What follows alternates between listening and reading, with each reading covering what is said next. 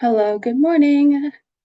Thank you for joining us today. We're going to go ahead and wait for the waiting room to die down for people to join us, and then we'll get started into the content.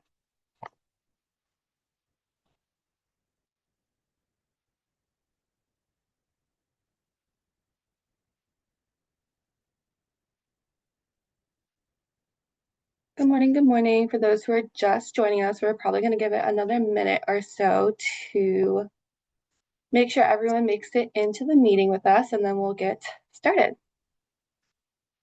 Happy Wednesday.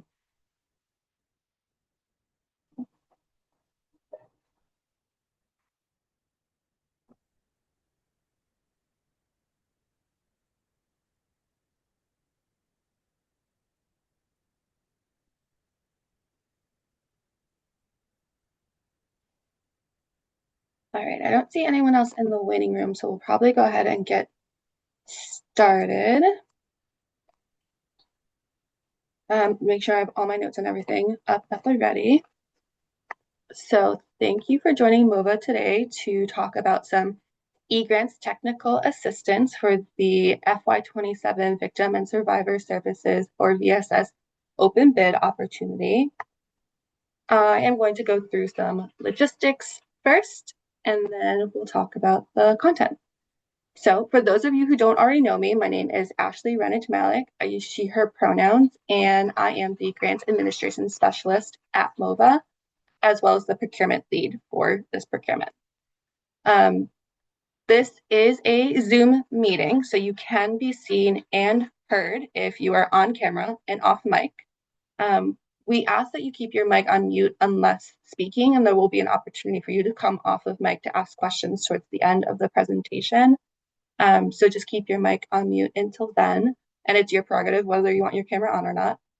We ask that you paste any questions that you have into the chat, or again, later on, you can come off mute and verbalize those at the end. I do prefer in the chat just because we are tracking everything. So this presentation, the slides, and the questions and the answers that we provide you with will be posted on our website and Combis after the fact. So the chat is a little bit easier to keep track of that.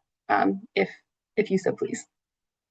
Like I mentioned, this session will be recorded and posted on our website. The slides and the updated Q&A will also be posted on our website and Combis.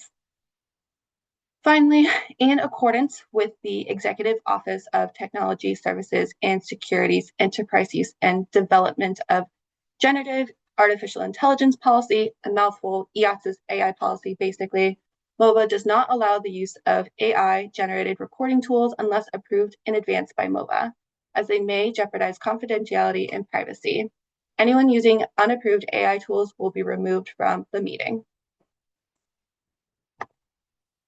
All right, so at this time, the team's going to introduce themselves. Again, my name is Ashley Renich-Malik. I use she, her pronouns, and I am the Grants Administration Specialist at MOVA. Good morning, everyone. I'm Kristen Tavano. I use she, her pronouns, and I'm the Deputy Director of Grants at MOVA. Good morning, Kristen Wen, she, her pronouns, Director of Grants Administration at MOVA, and thank you for joining today's session. Thank you, Kristen and Kristen. All right, so we have a pretty straightforward agenda today. We'll walk through the timeline, where we're at in the timeline in terms of the procurement. We'll walk through the questions I prepared for you, commonly asked questions about eGrants, and then at the end, we'll take questions from you and answer them. So timeline-wise, so currently we're in the process of the application period. So questions about the content of the application will be accepted until November 21st. You can submit those to movagrants@mass.gov, which is where I will respond to you from. All questions and answers to the content of the call for grant applications will be posted both on our website and Combis by no later than November 25th. Little disclaimer here, if there's any eGrants issues that you run into or something that you can't figure out, you can continue submitting those questions to me for troubleshooting and technical assistance after November 21st, but those are the only questions I will be able to answer at that time due to public procurement policy. So after that, applications will be due on December 2nd at noon EST on eGrants. And then from there, we do our big review period, and then we have our board vote on them in April of 2026. At that time, applicants, whether you're successful or non-successful, will be notified after the vote, and contracting for successful applicants will begin. And then, of course, the grant period is July 1st of next year through June 30th of the following year. All right, jumping into the questions. First question, can multiple people work on the application in eGrants? So yes, multiple users can work on the application in eGrants as long as they have one of the following roles, not rules, roles, agency administrator or application submitter. Do I have to complete the application at eGrants in one sitting? No, most people don't. There's a lot of information in there. You can save your application information and return to it as many times as needed prior to submitting the application. Applicants and other users with the applicable permissions can navigate back to the application using the search tool located at the top of the page on eGrants. There are also a couple of other ways to navigate back to your application, but that is the most straightforward way. Next, when I initiate the application at eGrants, I cannot see the budget forms. How can I fix this? So first, applicants must answer the match waiver question in the application questions form and save that page before the budget is available to you. This is because eGrants will open different budget formats depending if you are accepting or not accepting the match waiver.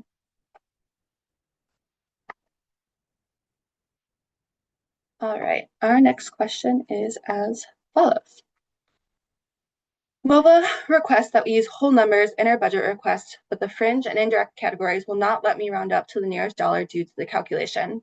So we have an example here where the calculation calculates $28,084.89.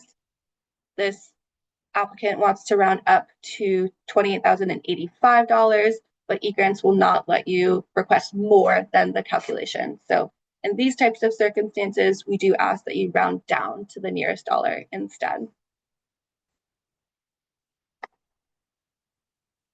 In the salary and fringe budget forms, if I do not know the name of a staff person yet because they are not hired, what should I put? So there's a column called employee name that this is referring to. You can just put new hire in there or TBD, whatever suits your fancy, just to indicate that there is going to be a person, but we don't know who it is yet.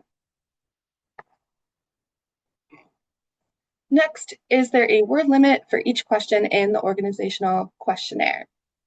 So the majority of the questions in the org questionnaire are yes, no, or upload. So there's not a lot of like boxes in there, but if there is a text box and there is a limit, I don't think there are too many of those. eGrants will show you if there is a character limit. Will look just like it does on the application questions where there are character limits.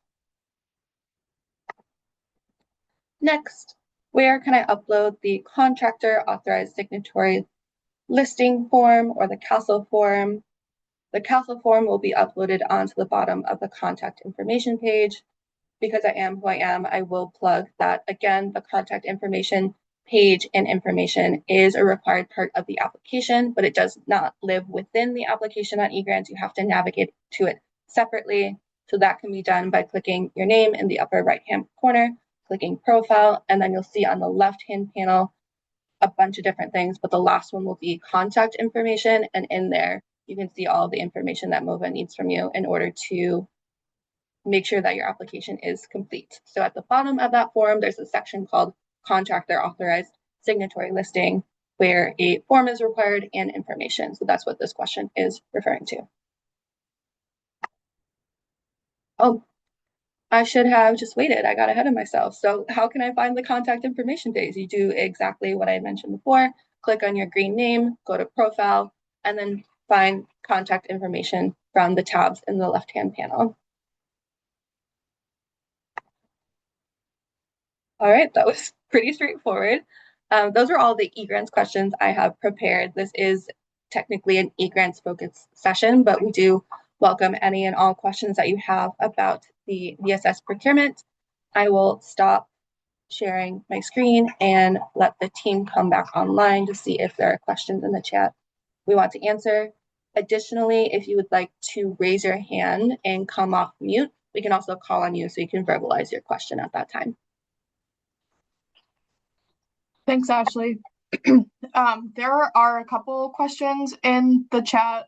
One is related to, and it's a technical challenge with eGrants, so we may need to look into this one, but in the population served and narrative sections within the application questions, there's an error message that the response can't be longer than the max character limit. Do you have any insight on that?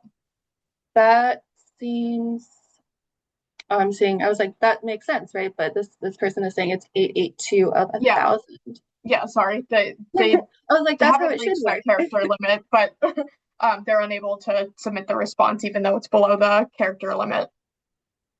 I do see, Kristen, that you asked what organization. So that's something I can look into after the meeting. I am sharing my screen so we can have this recorded, but I will document this and look into this specific example. It's not something I've seen. I was actually just working on this section earlier today, and it's not something I've seen issues with so far. So thank you for bringing this to my attention. I will look into it and get back to you. Thank you. There's another question too in the organizational questionnaire section. Basically, like the question surrounding different funding sources that support the grant program and the length of time that organizations have received this funding source. If we're interested in learning specifically about government funding sources, such as like VAWA or any other state funding that an organization may receive, or if we're interested in learning about private funding sources or donations. So I would suggest that's both. We're interested in learning about any funding source that you receive that's supporting the victim services program that you're applying for. And this is to ensure that there's funding support outside of the MOVA funding or the VOCA funding that organizations may receive.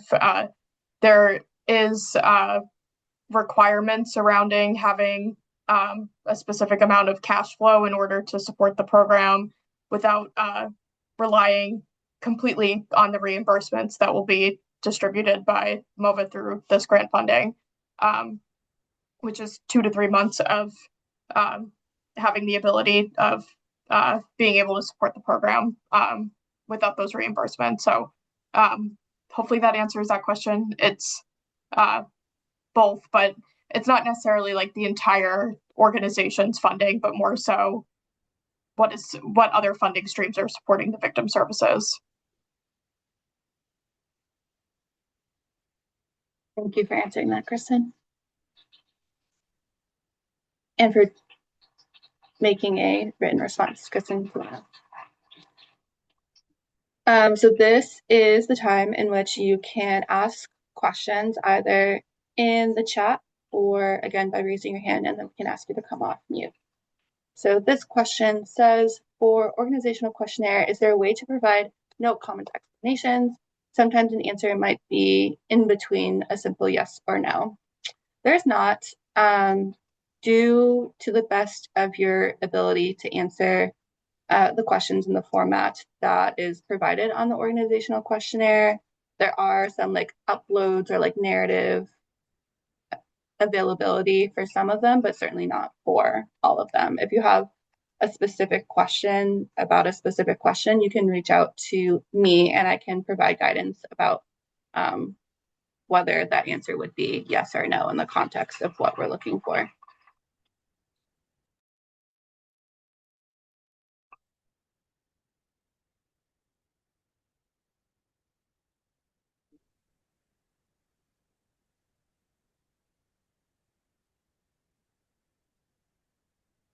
You can also feel free to ask non-eGrants questions at this time.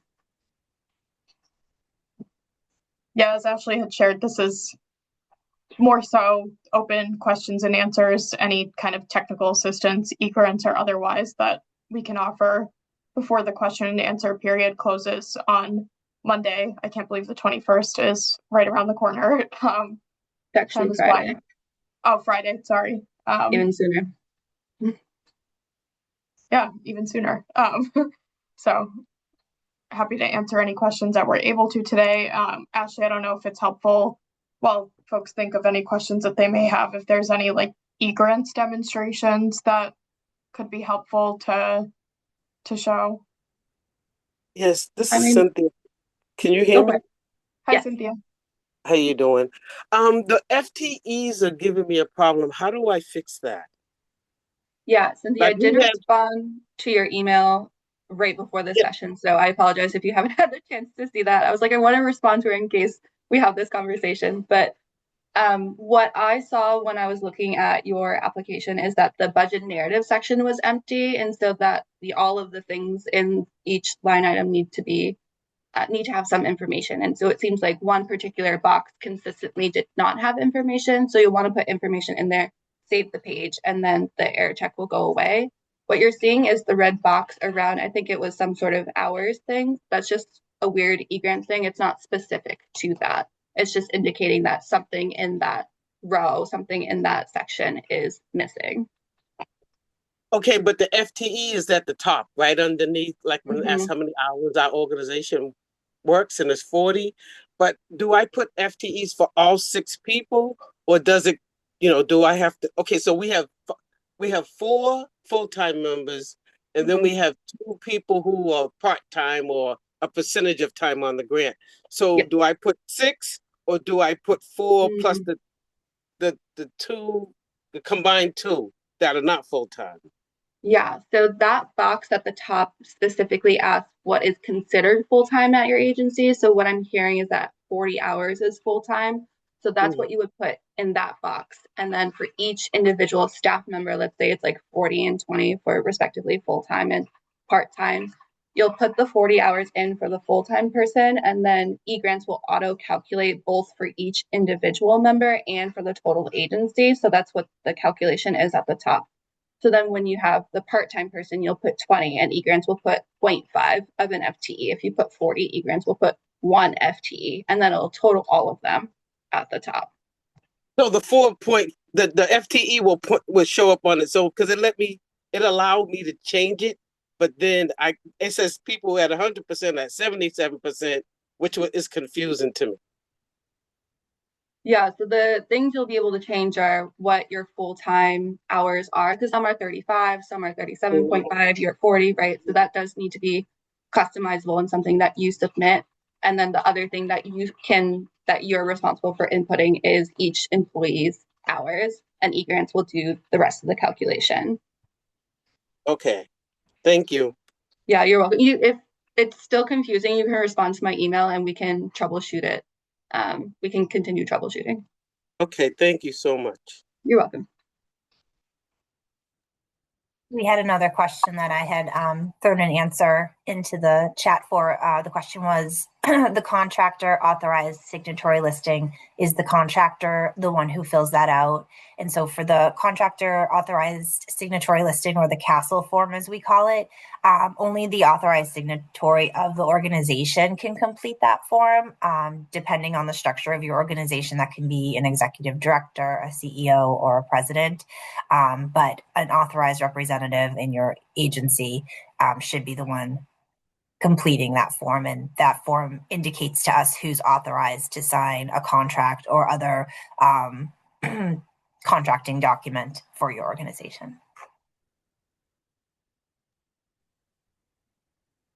There's Hello. another, oh, sorry. Go ahead, Cynthia. I have another question, like the not the waiver, but the reversion of funds for the previous 3 years. Does ED need to sign that, or can I sign it as the person drafting the letter? That is a good question. I don't recall if we specified for that particular document who needs to sign it. So I'm looking at Kristen and Kristen, but I think it would be fine, Cynthia, if you signed that. Yeah, Cynthia, I think you could sign that as the fiscal representative. statement that so Cynthia's asking about if an agency who's currently funded has a history of reversion over the past couple of years and they want to upload any optional supportive documentation to explain that. She was asking who could sign it, and a fiscal representative can sign that. Is there a certain amount that should be discussed in the reversion? Like I reverted back $105. Do I have to have an explanation for that, or is there a threshold? It's up to you. We didn't set any kind of threshold, so if you want to provide an explanation about amount of reversion, no matter how big or small, that's really optional for the agency. Oh, I thought it was mandatory. That's why, yeah. No, that piece is optional. Oh, okay. And the last question I hope I have is if we're going to go into a contract with somebody and it's at $10,000, do we need to wait for the contractor to do a contract, or should we have a contract ready with the grant submission? I would wait, because I don't know exactly what the contract is. If if it's something that we're going to indicate in a contract condition that we won't support for whatever reason, that's something that we'll take care of with you during contracting. So it's not something that needs to be submitted as part of the grant application. Okay, thank you. Those are great questions. Thank you, Cynthia. We have a couple of good questions in the chat too that I want to address. So from Kathy, can you talk about how MOVA determines the distribution of funding within geographic locations, and has this changed with potential reduction in funds available for FY27? So there isn't like a specific formula that's predetermined of 25% goes to Western Mass, 25% goes to Boston area. So there isn't like a specific geographic distribution formula or plan. Through the review and evaluation process, we'll be looking at kind of the totality of all of the applications that are submitted. We have the VOCA funding priorities that are required to be met. So the minimum of 10% of domestic violence, sexual assault, child abuse, and underserved programming will be supported. And through that evaluation process, we'll assess what the locations are of each program and ensure the equitable geographic distribution, and that if there's only one program that is applying in the Cape, for instance, that they may have some kind of priority over in the scoring process. So that will be considered in the overall evaluation, but there isn't quite a formula that predetermines any specific percentage or funding amount that will go in each county, if that makes sense.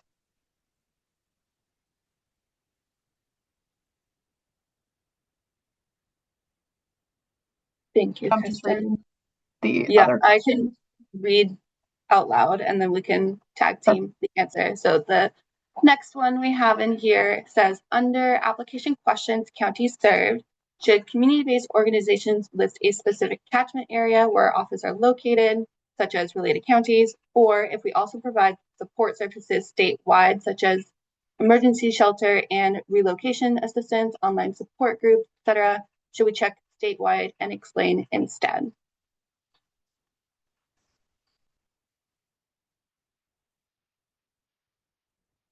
I have an opinion, and we'll see if Kristen and Kristen agree with me. So I think in this specific example where we're talking about catchment area versus potentially relocation, online, etc., I think it's potentially fair to say that most organizations might do some sort of either phone call fielding or online support across the state.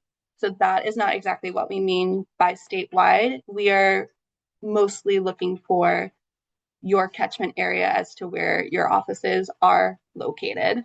There are, again, there's more gray area to it. So if anyone else is asking this question and the examples are not representative of your services, you can feel free to reach out and we can discern from there. But I think this specific example, I would say,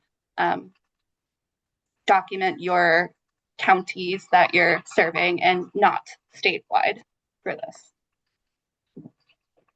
Hi, Deb. I agree with that, Ashley. I think in this case, I would I understand occasionally there may be like through hotline calls or online services, for instance, there may be someone who reaches out that's outside of your kind of like primary catchment area. But in this case, I would stick with the primary locations that you serve.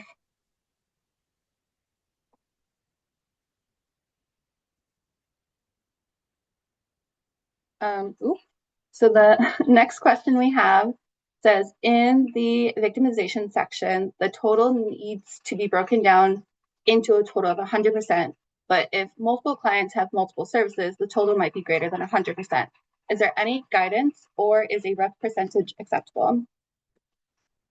In the application, a rough percentage is acceptable. When we get to the sub-award report, I think is what the SAR stands for successful applicants that occurs around the end of summer, beginning of fall. We'll ask for more specific data, but for the application, a rough estimate will suffice.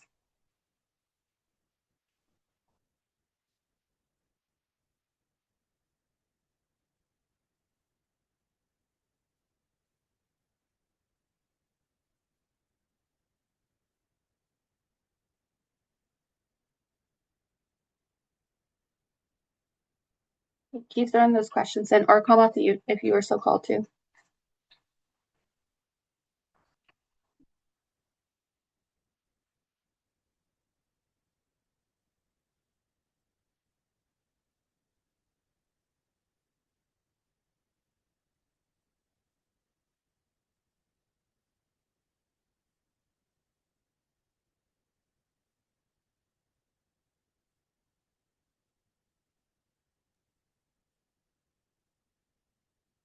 And as I said earlier, if it would be helpful to demonstrate anything on eGrants, Ashley, not to put you on the spot, but if anybody has anything that they're stuck on or would like more explanation about, happy to do demonstrations too.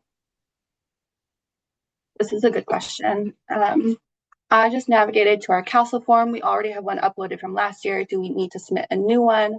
No, you do not need to submit a new one if you have one from last year specifically, as long as the information is correct. So I would double check that someone in that chart is also listed in eGrants, because that information needs to match.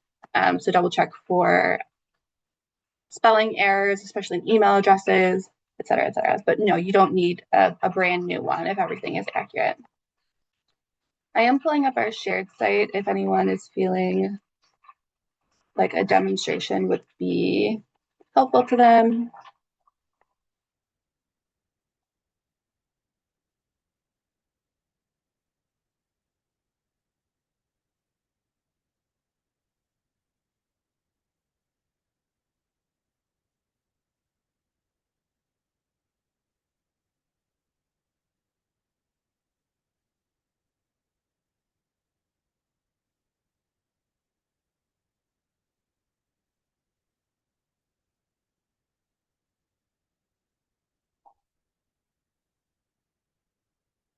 We'll sit in silence for maybe another minute or so before I get uncomfortable, and then we can end the meeting. But if you have questions, now's the time. And then if not, if you don't want to share them now, if you have more specific questions, I'm going to put in the chat again the email address in which you can reach me. Again, content questions are going to be accepted until the 21st, so that is Friday. We'll post the final questions no later than the 25th, so sometime next week, because I don't know what day the 25th is. And then any eGrants specific questions, if you can't navigate the forms or something weird is happening, we can continue troubleshooting that through the application deadline. And just a reminder, the application deadline is December 2nd at noon. On eGrants.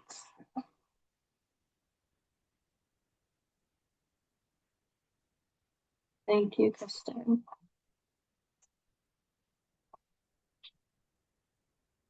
And that's for, I know we've focused more on the Victim and Survivor Services grant opportunity, the VSS grant opportunity in this call, but those deadlines apply for the culturally specific victim services renewal and the SAFE plan renewal if anyone in this room is applying for those funding opportunities as well.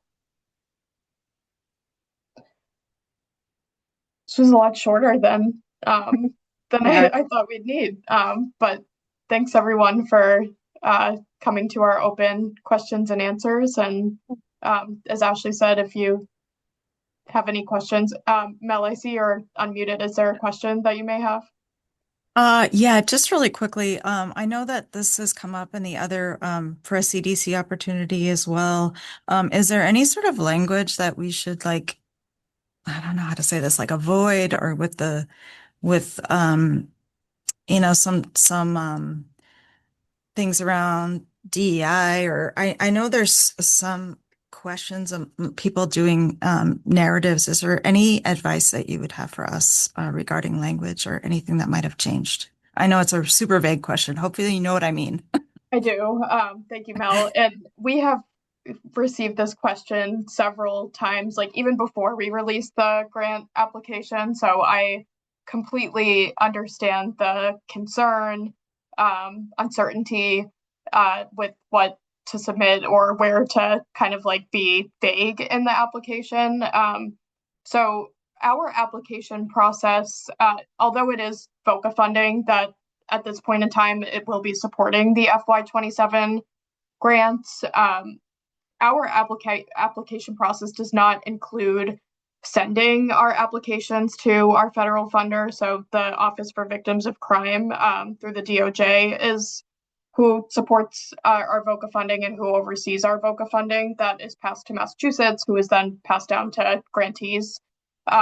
So they don't review the applications and they don't have really, they as in the federal government does not really have any say in like who Massachusetts determines to be eligible recipients of the VOCA funds.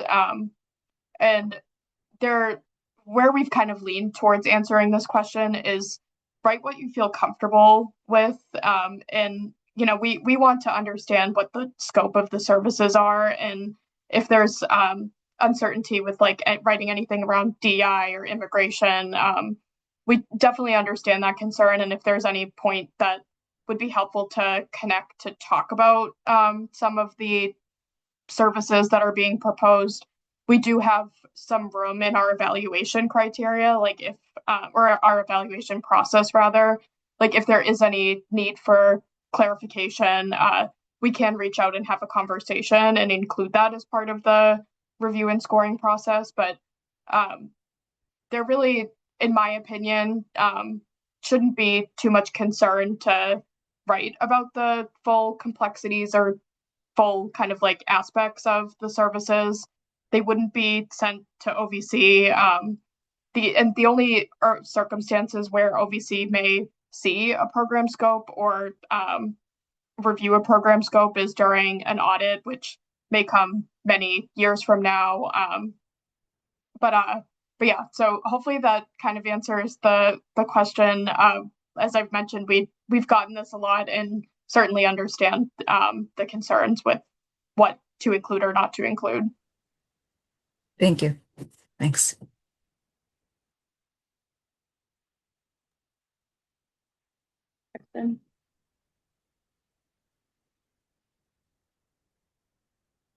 All right, if that is everything, I think we're winding down. Again, you can feel free to come off mute, or if there's anything in the chat, we'll be on here for the next couple of minutes. But otherwise, thank you for joining us in our open Q&A today. I know we will be in contact if you have any other questions, but I hope you have a lovely rest of your Wednesday and week. And happy Thanksgiving to those who celebrate next week. Happy Thanksgiving. Thank you. Take care. Thank you. Bye-bye.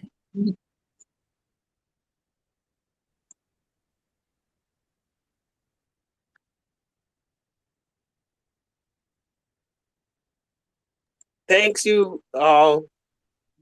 Have a good Thank day. you. Have a happy Thanksgiving too. Thanks, Cynthia. You Take too. care.